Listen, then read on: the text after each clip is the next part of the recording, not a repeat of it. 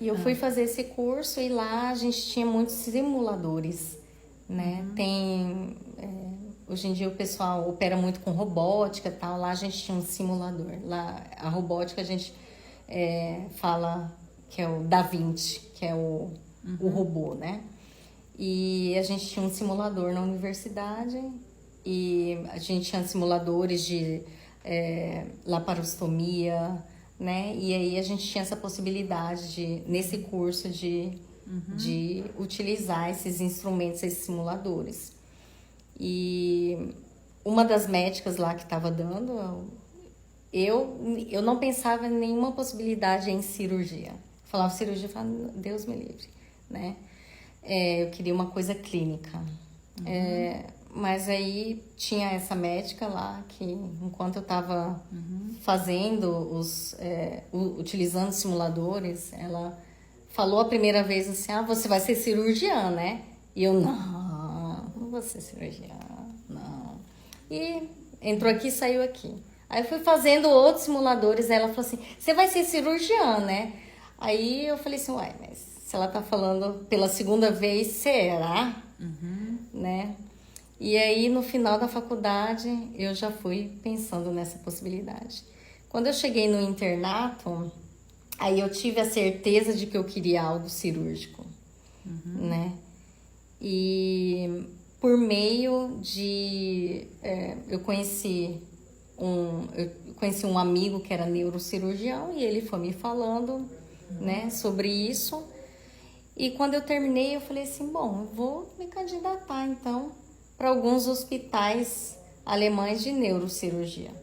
Se aceitar, se alguém me aceitar, é porque talvez seja o meu caminho. Se não, eu procuro uma outra especialidade e eu me candidato também. E lá não é uma prova de residência. Como a gente faz 3 provas nacionais, como se fossem provas de residência durante a faculdade, então no final é o currículo. Né? A gente se candidata, né, com o nosso currículo, vai para a entrevista de emprego e aí eles decidem ou não. Até para chamar, eles não chamam todos, né? Eles olham o currículo e vejam se eles têm vaga, aqueles que interessam a eles, aí eles chamam. E aí eu queria ir em uma determinada universidade, porque lá os hospitais e universidades, eles têm muito renome, né? Os casos mais difíceis, os instrumentos e as máquinas mais modernas estão dentro das universidades, né? Onde tem os pesquisadores, que a gente é obrigada também, quando está na universidade, a fazer pesquisa, a ser orientador de doutorados. Então, né, é um centro muito avançado. E eu queria uma determinada universidade que era perto de Düsseldorf e me candidatei. Aí eu cheguei lá, gostei muito do chefe, né? O chefe gostou de mim também. E ele falou assim, olha, agora eu não tenho vaga, mas quando eu tiver, eu te ligo. Só que eu candidatei 6 meses antes de eu me formar. Aí, quando foi 4 dias antes de eu finalizar a última prova nacional, que é para depois ter o meu diploma de médica, 4 dias antes ele me ligou falando, a sua vaga chegou. Olha.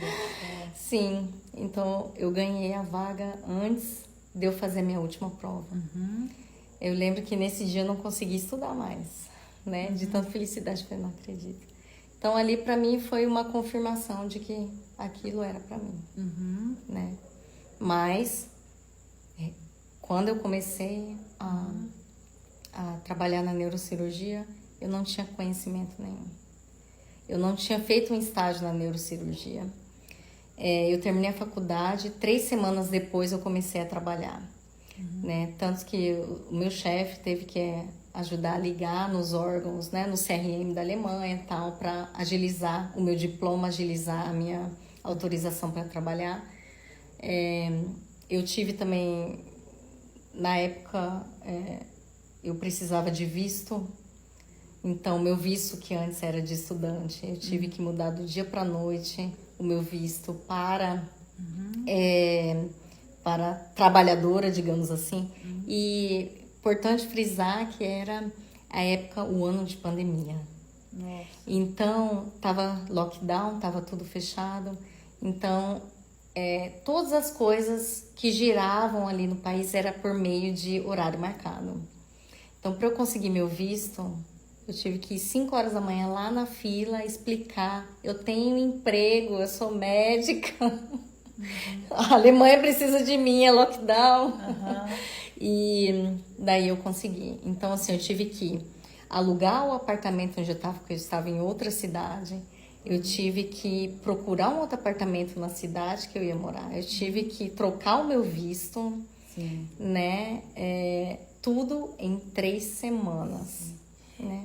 E é importante que se diga que a doutora Alana, estando na Alemanha e sendo uma brasileira, e estando em um dos melhores centros de medicina do mundo, né, que estava ali já à frente de algumas pesquisas em relação à Covid na época, ela se preocupava com quem estava aqui no Brasil, porque nessa época ela fazia lives, eu me lembro disso, fazia lives usando o seu perfil, explicando o que eles estavam aprendendo na Alemanha e passando através de lives para que os brasileiros pudessem saber o que lá estava sendo feito, né? Porque aqui ainda estava em estudo, né? Ainda estava, e lá já havia um grupo atuando, né? Sim,